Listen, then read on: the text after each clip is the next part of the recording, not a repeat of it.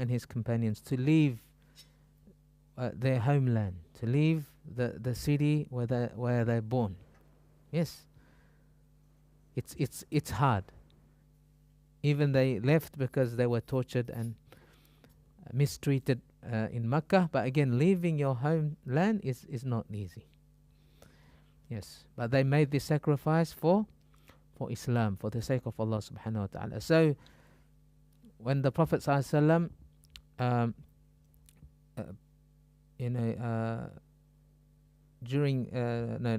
on the way to Medina, this is inshallah we'll talk about what happened, the incidents happened to the Prophet and also his companion Abu Bakr radiallahu anhu on their way to Medina. So they hid where they hid in the cave of Thawr, the cave of Thawr. It is to the north or south of Mecca. It's to the south of Mecca.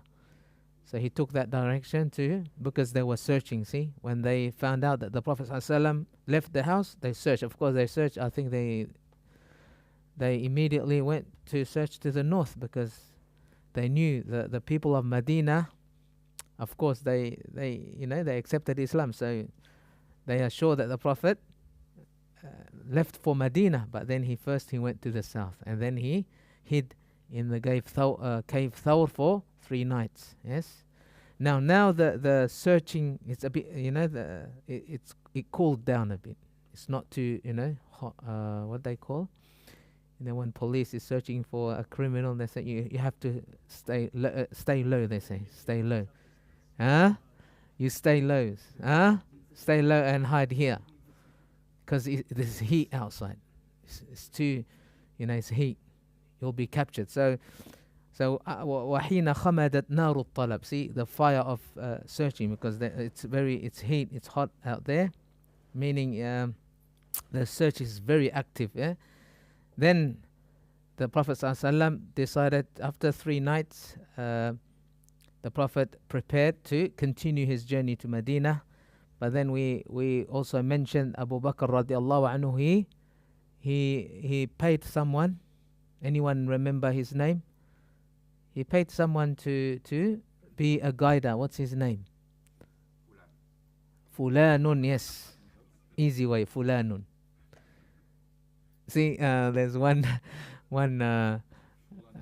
student. He asked his teacher, there's so many explanation in Islam regarding an issue, for example, and sometimes I don't remember. But what's the best answer if someone asks me, because I have become a scholar? Someone asks, what is what are the rules or explanation regarding this matter? So what's the best answer if I don't know? And he said, there is ikhtilaf. What is it? Just reply, there is different opinions. That's it. and then someone asked, what is the meaning of La ilaha illallah? So he replied, there's different opinions. So Fulanun is the best answer. Fulan. Yes, it is Fulan. Someone. Anyone remembers the name? You can search quickly. Wikipedia, inshallah. It will be there. Yes. That's why we, Chat GPT. So, yeah, we did. Abdullah ibn, what's his name? Urayqit. Abdullah, his name.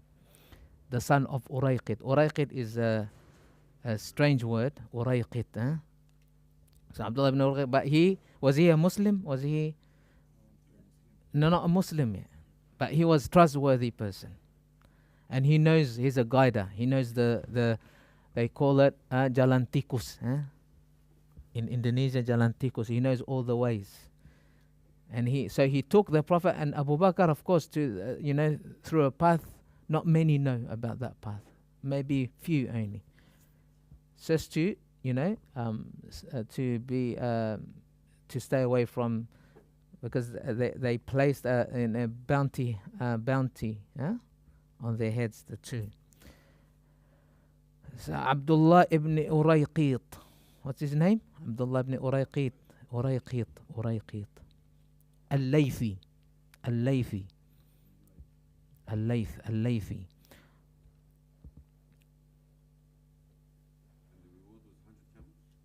Yeah, 100 camels, I think. Did we mention? Yeah, there is a reward, basically. A big one, of course. If it's a small one, no one will bother to go and find out. Of course, a big one. Yes. So, but this Abdullah ibn Urayqid, he also kept 2 camels of Abu Bakr, 2 camels. So he prepared 2 camels for the journey. And at that, when they were about to continue the journey, this Abdullah ibn Urayqid, he brought the 2 camels with him as well to the cave of Thawr, after the 3 nights. So when it was the night of over here, Laylat al-Ithnain, so Monday, the night of Monday, Rabi'ul Awwal, in the month of Rabi'ul Awwal, over here it says 16 September 622 CE, yeah? Common Era, yes? September 16. So Rabi'ul Awwal, this is the جاءهما عبد الله بن أريقيد بالراحلتين وحينئذ قال أبو بكر للنبي صلى الله عليه وسلم. So when Abdullah ibn Urayqid came with the 2 rides, 2 camels, Abu Bakr said to the Prophet, he said, بأبي أنت يا رسول الله خذ إحدى راحلتي هاتين, yani take one. And then he presented the best one of the 2 to the Prophet. He gave the Prophet, take this one. Imagine, Mercedes and BMW, which one is better? BMW. Maybe. I don't know. Mercedes better, huh? So like this. So he gave. See, this is the Sahaba. They want the best for the Prophet ﷺ, everything. This is how much they respect the Prophet ﷺ, yes? And how, much they make sacrifice. We can't compete, basically. Huh? That's why Allah subhanahu wa ta'ala said, radiyallahu anhum wa radu an. That's why when we never, as a Sunni Muslim, we don't be disrespectful when we mention Sahaba. Even we know, in the history there are fights between the Sahaba happen, but we always say good things about the Sahaba radiallahu, because we don't know, this is something, an incident happened in the past. It can be a cause of fitna, many things. Politics, all fitna. You see, even in our times, politics is too much fitna, deception, cheating, and everything. Yeah. Okay, khair. So here, فقال رسول الله صلى الله عليه وسلم, when Abu Bakr presented the best ride, the Prophet said, look, I will pay you for this ride. This must be paid. And then after that, of course, the daughter of Abu Bakr radiallahu anhu, she's called Dhatun Nitaqain. Anyone know her name? Dhatun Nitaqain. This is her galar. Galar means her title, nickname, yes, title. Given to her, Dhatun Nitaqain. Who is she? Not Aisha. Asma. Asma. And what is this Dhatun Nitaqain? 2, yes. So a woman that, how, so she bought some food. She brought some food for the Prophet to the cave, so the Prophet and her father can take with them the food for their journey. But she didn't find any, bag to put the food. So she has a piece of, cloth, like maybe the sarong, she tied on her waist. So she ripped that 2. She made it 2. So she used one to put the food, to pack the food. So that now she had 2 pieces. That's why she's called Dhatun Nitaqain. Something, waist thing, belt. It's not a belt actually. It's from cloth. Yes. So you can use it. It's multi-purpose. Having, some people carry with them a shawl or something. It's multi-purpose. It can become a blanket. You want to sleep somewhere, pillow somewhere. Like for example, in Pakistan, in many countries they have. You can cover yourself if you feel cold. So it's the same. The Arabs, they have. So that's why she's called Dhatun Nitaqain. So Dhatun Nitaqain, Asma bint Abi Bakr. Dhatun Nitaqain. Nita. Ta. Ni after nun is ta. Dhatun nitaqain. Yes. Yeah. Yeah. ثم ارتحل رسول الله صلى الله عليه وسلم وأبو بكر رضي الله عنه وارتحل معهما عامر بن فهيرة. Also, we forgot this. We mentioned this person's name, Amir ibn Fuhayra, previously. He also migrated with Amir ibn Fuhayra and also Abdullah ibn Urayqit. Amir ibn Fuhayra, who is he? Anyone remember? He was the one who? Yes, brings food. And what does he do as well? He looks after the sheeps. Amir ibn Fuhayra, yes. A servant of Abu Bakr radiallahu anhu. So they took the route, you know, close to the shore. The shore, we say? Sahil al-Bahr, near the sea, near the beach. It's very, not many people go through that route or take that route to Medina.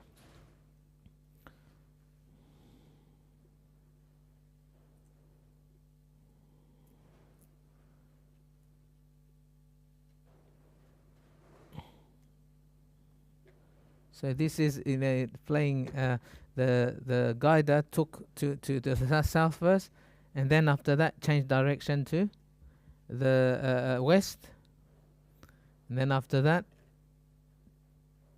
to the east, and then to the north. So it's to have many direction to trick, you know. I don't know. You have to cover your tracks so people don't track where you are. Yes. This is something you learn in the army, maybe, to be invisible and not be detected by your enemy. So this is something to learn, huh? Okay.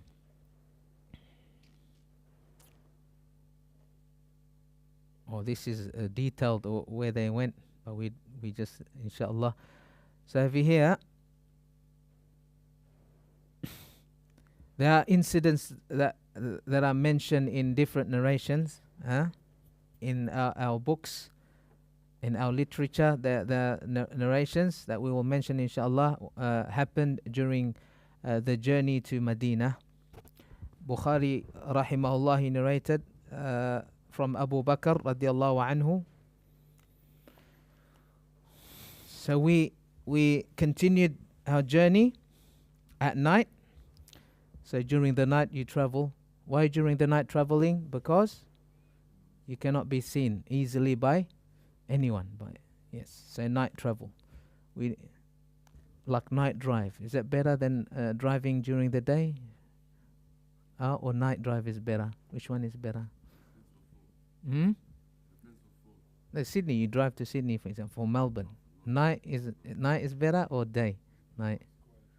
Quiet? Less traffic. You can go. You can. Kangaroos, animals. Yeah. That's the risk only. But Sydney is good, I think. So this one night, they choose night because it's good at night. You cannot be seen easily. So here it says وَمِنَ الْغَدْ until the next day, until midday they travel. So of course in the desert is very hot during the day as well. So that's another reason why at night they do most of their traveling. So during the next day, midday, of course they have to take rest, not under the heat of the sun, but to find some shadow somewhere in the desert. So this is the job of Abu Bakr radiallahu anhu. See, the khidmah, the serving the Prophet sallallahu alaihi wasallam. So what he did was saw a rock, and there's a shade under that rock, a rocky mountain, something. So we came down to rest there, and then he prepared a place for the Prophet ﷺ to take rest, to sleep, basically. And then he told the Prophet, "Sleep, Ya Rasulullah, take some rest, and then I will remain awake, watching, guarding." So the Prophet ﷺ slept. He slept. So I went looking around, looking what's around that area. So so I saw one shepherd coming towards us. Abu Bakr radhiallahu anhu said, this one shepherd coming toward us, towards the rock, basically, towards where the Prophet ﷺ was sleeping. So the Abu Bakr radhiallahu anhu said, who do you belong to? Say, this is a slave shepherd. Who's your master? He's asking. And then the young boy replied, لِرَجُلٍ مِّنْ أَهْلِ الْمَدِينَةِ, I belong to someone from Medina.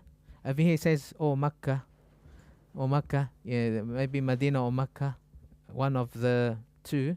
So he belongs to someone. And then Abu Bakr said, do you have some milk in your, sheeps? Any milk? And they said, yes, there is milk. So أفتحلب قال نعم فأخذ شاة فقلت انفض الضرع من التراب. So basically what happened, Abu Bakr asked him to get some milk out of the sheep. And then Abu Bakr also told him to clean first what they call this, the udders? Udder? Yeah, the udders, to clean it from dust and things. And then, the boy cleaned it, and then he what do you call the action of milk the cow? Not the cow, milk the sheep. Milking, yes. All right. And then after that, the Abu Bakr presented to the Prophet. Of course, it's for the Prophet ﷺ. He actually made the milk cool down too, because I think it's warmer, hot during the hot day, and also coming from the sheep. So so he put it somewhere so the Prophet can drink a bit cool down the milk. And also he put it فأتيت النبي صلى الله عليه وسلم فكرهت أن أوقظه. Abu Bakr said, I came, but the Prophet was still asleep and I don't want to wake him up. But then when I came to him, he's already awake, the Prophet sallallahu alaihi wasallam. So I did not have to wake him. He was awake already. So then I presented the milk to the Prophet sallallahu alaihi wasallam. And then the Prophet asked, is it time we continue our journey? And then Abu Bakr said yes. So Abu Bakr basically didn't sleep. See? Yeah, he was worried about the Prophet. Where can I get milk and things, so I can give to the Prophet. This is Abu Bakr. That's why he's the first Khalifa. Yes, appointed, by Allah subhanahu wa ta'ala. كان من دأب أبي بكر رضي الله عنه أنه كان ردفا للنبي صلى الله عليه وسلم وكان شيخا يعرف ونبي الله شاب لا يعرف فيلقى الرجل أبا بكر فيقول. So another thing is, during this journey, the Abu Bakr was behind the Prophet ﷺ sitting. So the Prophet, he was younger than Abu Bakr, yes? He was definitely younger than Abu Bakr. Abu Bakr was an old man, shaykhan. So people, shaykh, people respect, of course, more, the shaykh, an old elderly person. So when any man meet the two, during the journey, they will ask, who's this person in front of you, basically? Who's this young man? And Abu Bakr will reply, he's my guider, the one who guides me. He didn't mention the destination though. He just said, this is my guider. But what it means is he's the one who guides me to the straight path, because the Prophet, he doesn't know the way to Medina. There is another person, Abdullah ibn Urayqid, but people ask, so this is but Abu Bakr, what he meant by saying he is my guider, it is my guider to the path of goodness, Sabilul Khair, the path of guidance and goodness. That's another incident. We know this incident, okay? Many times we read maybe in books of Sirah or Hadith, yes? What is the incident? Who chased the Prophet? What's his name? Yeah, he's horse. The legs of his horse sink inside, and he was thrown from his ride. What's his name? Huh? Suraqa. Suraqa bin Malik, yeah? Suraqa bin Malik. So this one, another incident. So this one, he was sitting with his people, maybe talking to his people, and then one man came and said, I think I saw some people traveling, near the seashore, the beach. So, and I think this is the people Quraysh are looking for, the fugitives we call, huh?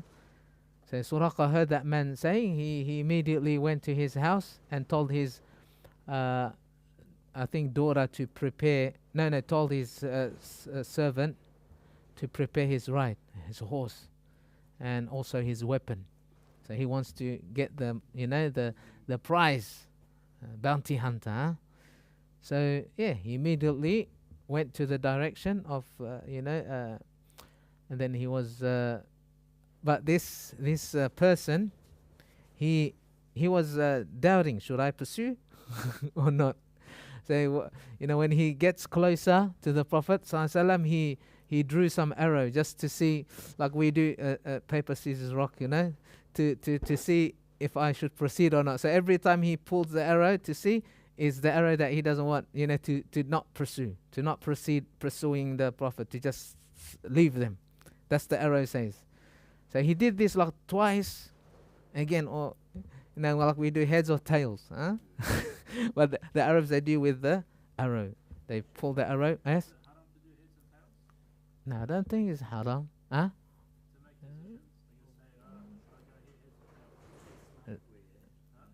Yeah. I don't know. You can't do or not. I'm not sure. There's istikhara, yes. Huh? I don't know. Eh? But they do sometimes, like whose name come first. You pick, and then you decide. Okay, you first, based on that.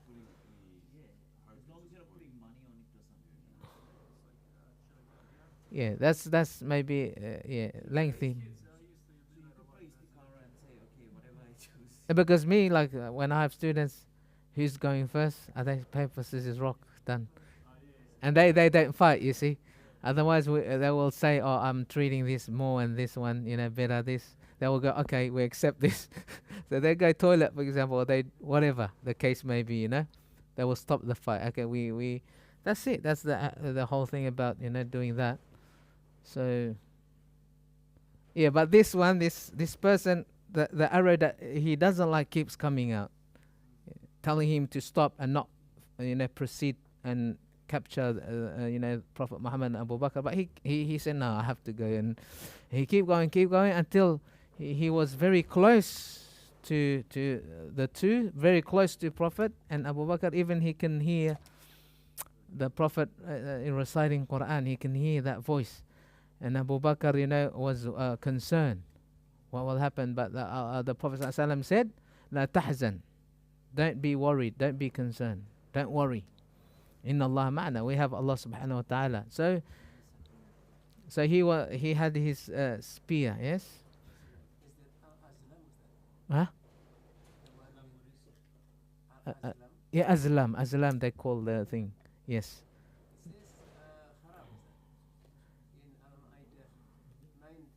Yeah, al-azlam rijsun min amali shaitan, yes. Yeah, it's called azlam. Yeah, it's azlam here. Over here it says فَخَرَجَ الَّذِي أَكْرَهُ فَرَكِبْتُ فَرَسِي وَعَصَيْتُ الْأَزْلَامِ. So that ayah here says azlam is rijsun min amali shaitan, meaning it is rijs, it's the doings of shaitan. إنما الخمر والميسر والأنصاب والأزلام. Yes. Like rely on the direction of the arrow, right? To decide something. But they have a superstition, that's why. When they do that arrow thing, Yeah. they feel it's like a superstition instead of like a. In Faulkner, what we do is we have names, and the computer generates which name to get the prize of Umrah. That's different, but I think when they did the arrow, Mm. they say if you do according to that, it's good luck or bad luck. Oh, that one is no, because good luck and bad luck only Allah comes from Allah, not from the arrow. Yes. Maybe they throw the arrow with some name of their gods or something. Yeah, that's has more tafsir. Yes, but we're talking about that. I think to decide, should I marry or not marry? We have istikhara, We have istikhara, and we make decision based on what we know, the information, mashwara, not based on that. I don't. That's not no. Yeah, maybe it's haram. I'm not sure. That's why, but that's in the ayah azlam. Yes, have to look into the tafsir of azlam and what is the haram one. Yes, yes.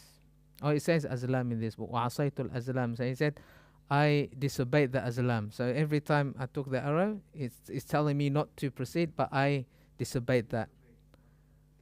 So I went further. But what happened? The foot of my the legs of my horse sinked in under the ground, and of course he flipped over. And then I kept trying again. That happened again. So I knew that there's something stopping me from pursuing. This is a power which is unseen power. Yes, Allah subhanahu wa ta'ala. Yeah. So he gave up. Yeah, okay, but then he says, and then I spoke to the Prophet sallallahu alaihi wasallam. But I knew from then, from what happened to me, I knew that this person is a special person, and whatever he's doing, his mission will be successful in the future. His mission, his calling, he will be a great person. Yes, and he will win. He's victorious. That's basically what he's saying, because yes, this is something out of the ordinary. Something happened to me. So he said that your people. He spoke to the Prophet sallallahu alaihi wasallam that you people placed a bounty and placed a prize on for those who capture you. Yeah, he spoke. No, at that point. Yeah, at that point. Yeah, he stopped chasing. He stopped whatever he want to capture by force or whatever. He just say, look, he start normal conversation. Huh? No, he didn't tell anyone. Yeah, he found them, yes. Yeah, and he said, look, your people put a prize money, so that's why I'm trying to capture you. But yeah, I think so. There is, yes. And then the Prophet told him not to mention, not to tell anyone that you found us or anything, or where we are going, to keep it secret. And he also asked for a piece of written,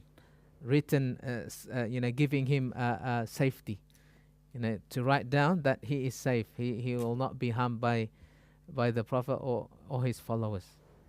He's safe. So he also requested for that agreement to be written. So Amir ibn Fuhayra wrote that agreement on a piece of skin.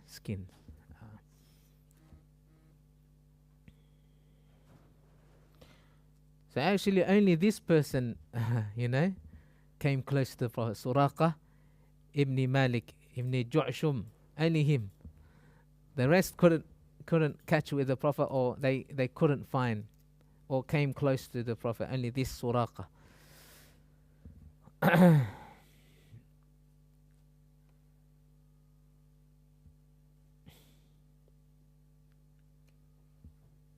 And then also another incident happened during the journey of the Prophet ﷺ to Medina is he passed by the place of Ma'bad, a woman, Ma'bad, by the name of Ma'bad al-Khuzaiyyah. So she was a very brave woman, a strong one, a woman. So she had a tent, in the desert. I think the Arabs, they like to move places, like living like what is it called? What's the word? Huh? No, nomaden, yeah, that's the one I think. Gypsy, yeah, they move places, so they find the suitable one. Nomad, huh? Mm. Living like that, they move. That's why when you study the Arabic literature, you find they travel, and sometimes they meet each other and they fall in love, and then after that they separate, and they come to that place and they remember their beloved. One poet said that, I come to this place and he only sees the walls only. And people say, you crazy? Are you in love with the walls? He said, no, I'm not in love with the walls. I'm in love with the one who lived here, Yeah, I studied this in Pakistan. أمر على ديار ليلى أقبض ذا الجدار وذا الجدار. It says, I kiss this wall and that wall. أقبل ذا الجدار الجدار وما حب الديار شغفنا قلبي. Not the love of these walls penetrated my heart, but حب من سكن الديار, the one who lived here long time ago. That love for that person penetrate my heart. Yes. So here, yes. So this Ba'bad, she had some sheep, of course, but it was the season of drought season, not much rain. So definitely no food, enough food for the animals. So they don't produce milk. But the Prophet ﷺ came and then asked, do you have milk from these animals? So Ba'bad said, no, there's no milk. So it was a drought season, but then the Prophet ﷺ touched her udder, yes, and then it starts producing milk, many milk. Even the Prophet drank, his companions also. So this was a miracle, of course, something beyond, what is normal. So, so after that, the Prophet ﷺ, of course, continued his journey.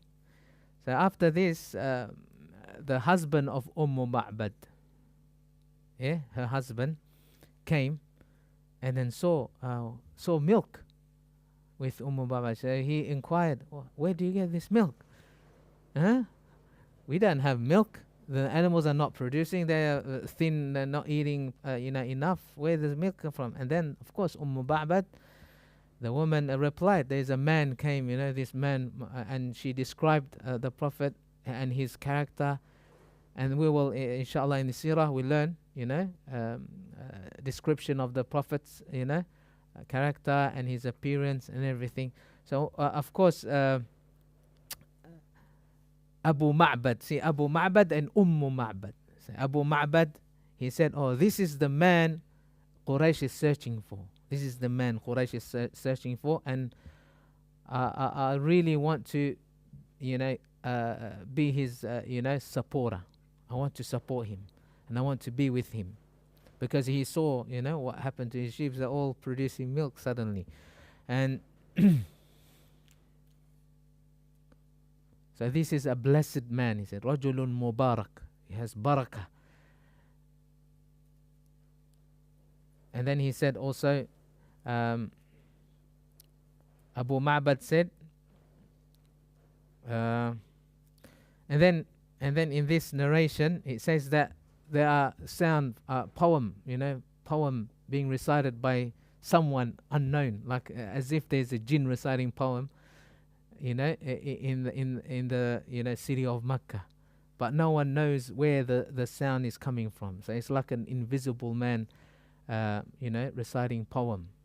They hear a voice, and the poem here they have, Jazallahu Rabbul Arshi khayra jazaihi rafiqaini halla khaymatay Ma'badi huma nazala bil birri wartahala bihi wa aflaha man amsa rafiqa Muhammadi. So he says over here, Allah subhanahu wa ta'ala rewards, the best reward for those two friends. Two friends meaning here Abu Bakr and the Prophet himself. The two friends, they came to the two tents of Ba'bad, the place of Ba'bad. So may Allah reward them, he's saying. So this is Abu Ma'bad's poem. Huma nazala bil birri. They came with bir, with goodness. Many goodness, we experienced this ease, mashallah, the barakah. وارتحل بي, and also they left with goodness, came with good and left with good things. وأفلح من أمسى رفيق محمد, and the one who became his friend, their friends. Rafiq means a friend, a very close friend. That person has become successful. Anyone who befriends these two is successful. Yes, أفلح means قد أفلح المؤمنون is to be successful. Yes. And then he said, سألوا أختكم عن شاتها. Ask your sister, mean Ba'bad. Ask her about her animals, about her sheep, وإنائها, and also her, inat means the place where you put drinks, what is it called? The cups or the kettle or vessel, yes. Where you put, any drinks, you keep drinks, milk especially, the vessel, yes. فإنكم إن تسألوا شاة تشهدي. If you ask the sheep, there will be, witness to the miracle of the Prophet Muhammad sallallahu, to the truth of the Prophet sallallahu. Yes.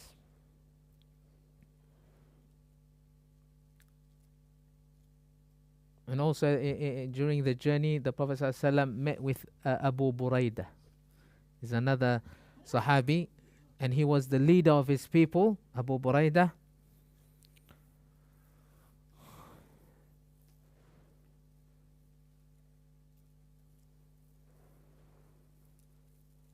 But he was also in pursuing the Prophet sallallahu, because he wanted to get the prize money. Yes. But then things changed, Abu Buraidah. But when he met the Prophet, he became Muslim. He accepted Islam, and also his people, around 70 of his people, because he was a leader, so around 70.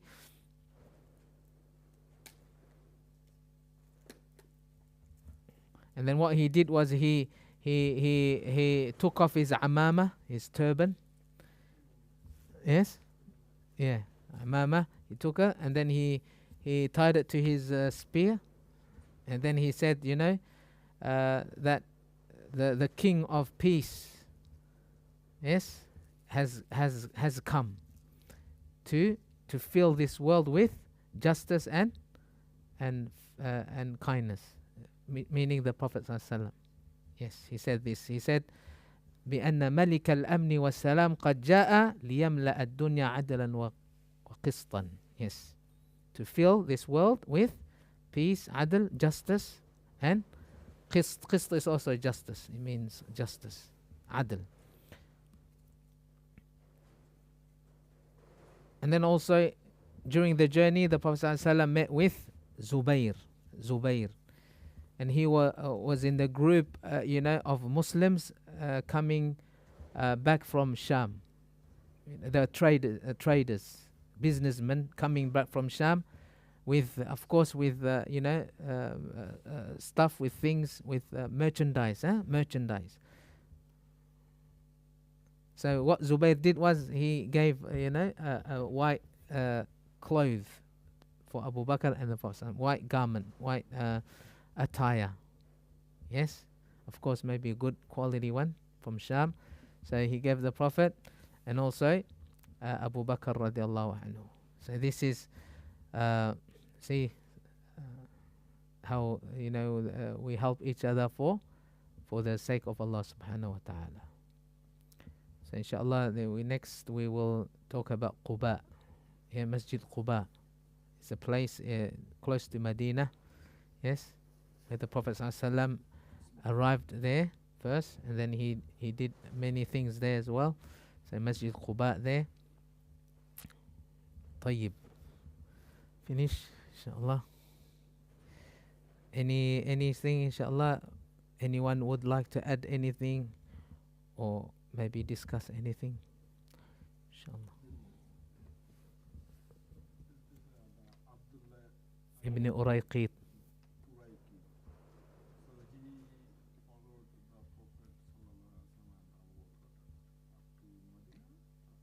Yeah.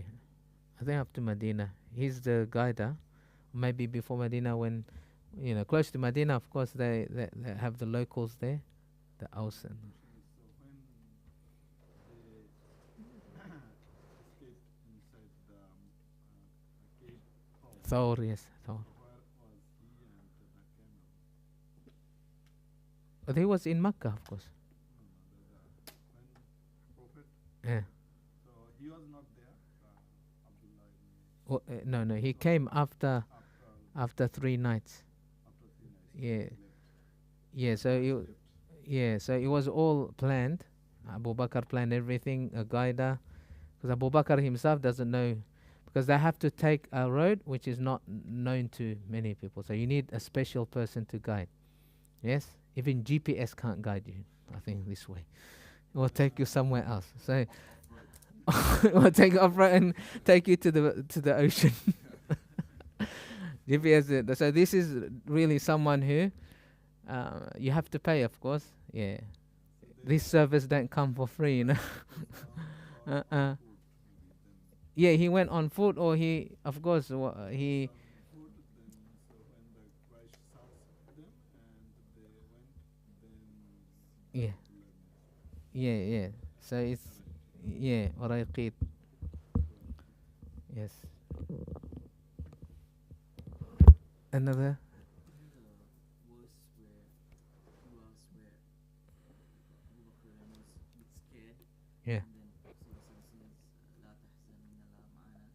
Then Allah says that the sakina Yes. comes. فأنزل الله سكينته. Some time ago, I was in a class that is long time ago, Mm. and one of the sheikhs there said, why is Allah with them? Inna Allah ma'ana. Yeah. Why did he say With them. Yes. He said the answers in the Quran itself. Yes. So if you go in the Quran, in the different verses where Allah says, Inna Allah ma'as sabirin, Mm. and where's the other, like the muttaqin? إن الله مع المتقين والله مع المتقين واعلموا أن الله مع المتقين. Yes. If you have these qualities of being patient and being pious, that's when Allah is with you. Yes.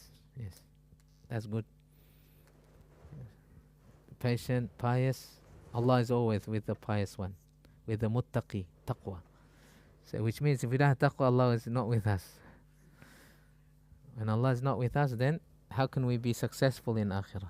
No way. Even dunya success is nothing basically if it doesn't lead to the success of akhirah, isn't it?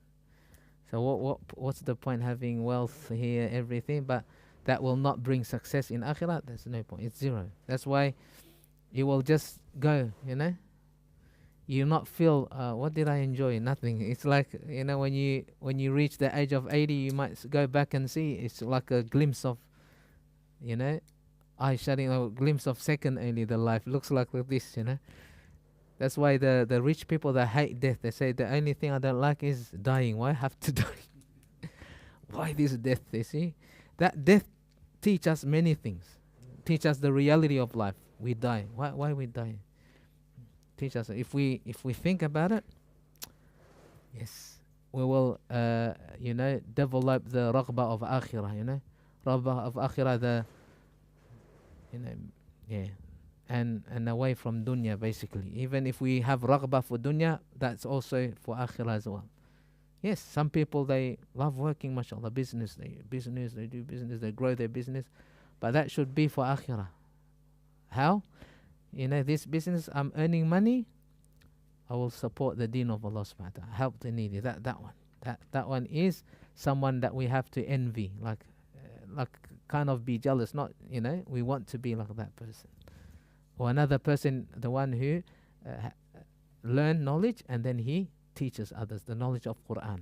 Yes, the knowledge of beneficial knowledge, and he teach others. So knowledge and Sometimes even somebody's success, definition of success is good, but a business like mine, it's not even success, you know. It could be a curse too for you in a way where it brings you close to dunya and your love for dunya grows more than for akhirah. it is. That's why. It takes you away from that. Yeah. It works in reverse, so it's not success really. Depends how you interpret it and what your point is. Yeah, that's what we try to make dua to Allah to protect us from that. But we need wealth to support the deen, see? So we need people, and there are people, mashallah, I know, they're wealthy. They have many units, flats, house, or even like factories. But if you look at them, you can't tell this guy is a wealthy guy. He doesn't have Gucci on him or all this brand. He wears slippers, and his car is, Toyota Corolla. That's yes, but that's it. But where his money go to? Where? Goes to the mosque. Goes to the, where people educate Muslim kids. See this one. That's not a curse, but he's busy, of course, with his business, or maybe he has many workers under him. So that means he's not. Yes, he's not so busy then. If he's a big boss, he can just maybe meet with them once a week. I have in Pakistan teachers teaching us. They're wealthy, alhamdulillah. They're wealthy. They don't take any pay from the madrasa. They teach for free, and they teach every day, full time there. Yeah, and their business they manage. Maybe yeah, and they give back to the school, and they don't take a single cent. We need people like that to empower Islam and Muslim, to make Islam great. So never say to a Muslim brother, you just figure dunya, you go job, just dunya, man. No, not like that. I will never say that, because why? You don't know. A Muslim working, that's good. He will support Islam. And also, when they learn hard, for example, a VC student learning hard, don't say that, oh, this is dunya you're learning. What's this? No, because that Muslim learning, inshallah, he will become the means of, you never know, see. Means of, how Americans say, let's make America great again, yeah? You see, if you have wealth, knowledge, and what else you have, huh? I say weapon. you become scared. You become respected by the whole world, do you understand?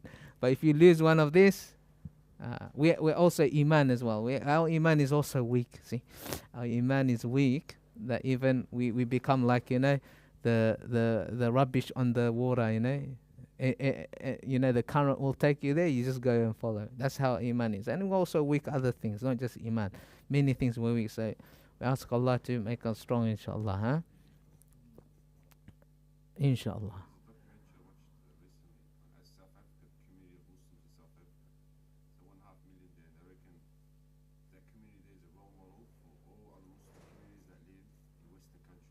Yes.